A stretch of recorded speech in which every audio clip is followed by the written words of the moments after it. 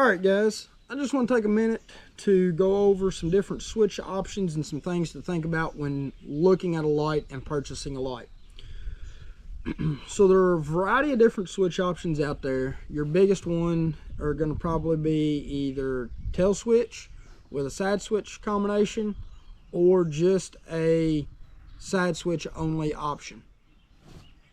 For me personally, I prefer tail switch with a side switch option.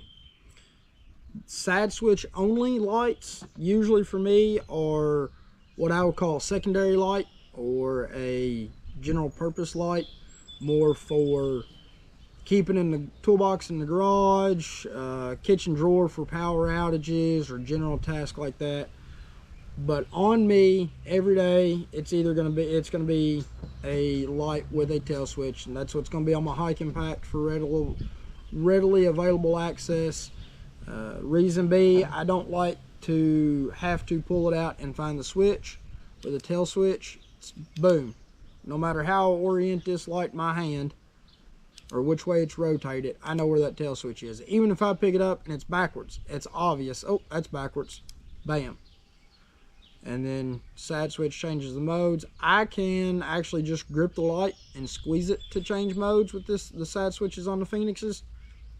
I don't have to necessarily do it with my finger. It's, for me, I can do it either way. Side switches though, they do generally allow for a little bit more versatility in programming functions. I wish this light was here charged. I didn't realize it was dead, but you know, you've got press and hold to turn on, click to cycle through, double tap to lock, double tap to unlock, press and hold for strobe. So it is all done with one switch, so you're not having to reposition the light as much to change modes or things like that, but it is a little bit more, takes a little bit more dexterity and tactile feel to find that switch. Let's see if I can grip this side switch and turn it on.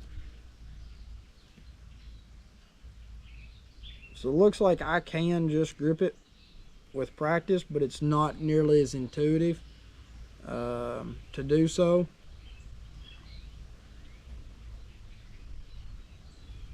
But it's still, this would not be my first choice.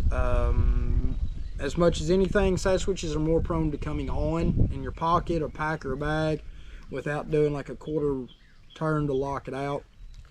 But for instance, on this light with the side switch, you've got white options, you've got red options, you've got an ambient light like a dinner fire glow light around your switch here that you can activate. So you've just got more options with the side switch and programming.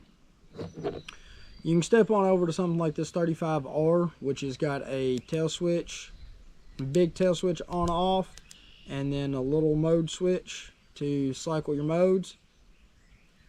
Or you press and hold it and you get strobe. And then you've got something along these lines here where you've actually got like 3 different settings. You've got your general utility mode, so you click it on and then you tap to cycle through your modes.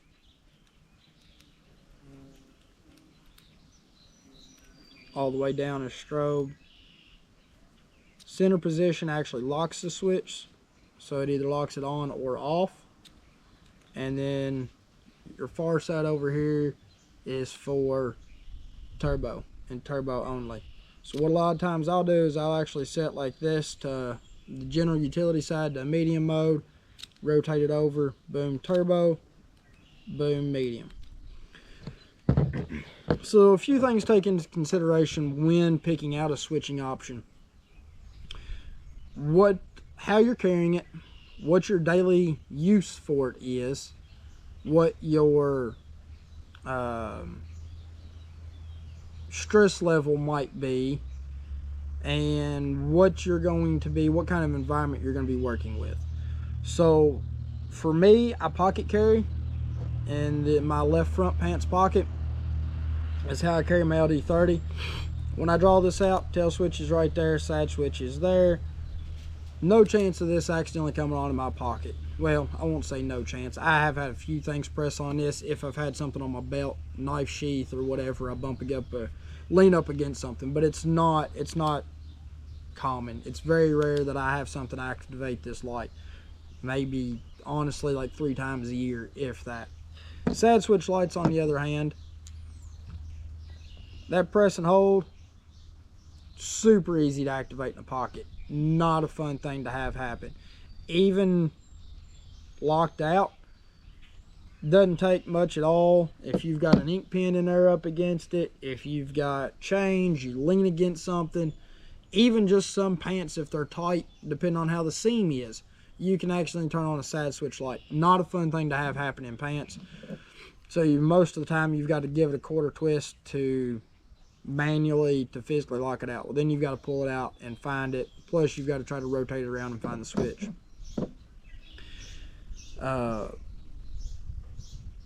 Then you take into consideration, what are you doing? Are you working in an environment where when you need your light, you need it right then, and you need to be able to pull that thing out and get to it? Or is it okay if it is just sitting on your desk in the office, or in a drawer in the kitchen or the garage? You know, you're a mechanic, you don't keep a light on you, you just keep it in your toolbox. You know, hey, that's fine then. Grab that side switch light, you've got it right there, you can do what you need to do, you can check stuff. You can do all your functions one-handed, no big deal. You don't have to change it around.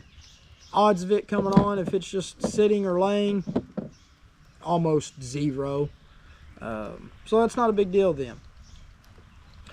Light like this kind of gives you the best of both worlds, in the fact that you don't have to change your grip to cycle through. You know, you can on, wham, bam, right there, change your modes. If you are, for me, when I'm hiking though, I guess the rain's actually going to show up. It's alright. Camera's waterproof, and so are the lights.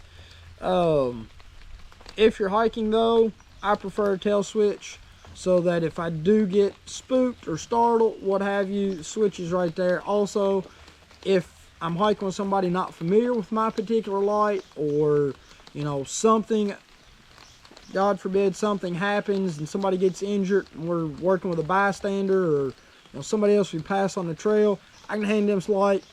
They can generally, most people I hand this light to can figure it out on their own fairly fast. Side switch, not the case. So for ease of sharing, ease of loaning, I definitely choose that setup as well. Now, I will say around camp, I usually keep one of these either around my neck, clipped to the chest rig on my Hill People gear bag, something along those lines. It's small, it's convenient, it's not a big deal, it's not pressing matter. I've got another one set up with a glow bead on it, so if I wake up in the middle of the night to go use the bathroom, grab a drink, a snack, what have you, reposition, I can see that glow bead, pick it up, find the switch, turn it on. I always keep these lights in their lowest setting. It's just kind of my lamp, my camp light, you know, not a real big issue. And then I'll keep my other light, I'll bump it on up to maximum, so that if something comes through camp, pop-up storm, need to get stuff real quick, need to grab light, I can pick this up, grab that tail switch, bam, I've got light. So for me, I pack a variety of lights, and that's kind of what I do daily as well. I usually have this HM50R. This is an example, kind of works the same way as this does. Double tap, you've got your red mode. It's locked out right now, so press and hold to unlock. Come on. There we go. So off, double tap, you've got red mode right there, instant click, you've got red flash, back and forth. Press and hold, you've got your whites, click to cycle through. And that's how this EO3R V2 works as well. But for me, it's a good combination. Simple light, or a side switch with set to low is my, like I said, my camp and chore light. My primary light with a tail switch. So just something to think about. Gloves, you're going to be a lot easier with a tail switch. Blood, water, mud, tail switch. Cold hands, tail switch. I've experienced all of these things using lights. 9 times out of 10, I'm going for a tail switch. The side switches are, like I said, general use, low stress, when you've got time to think about it and fidget with it. And then these, like I said, they're kind of a good combination because you've got that big tail switch, but you've easily got access to your mode button as well.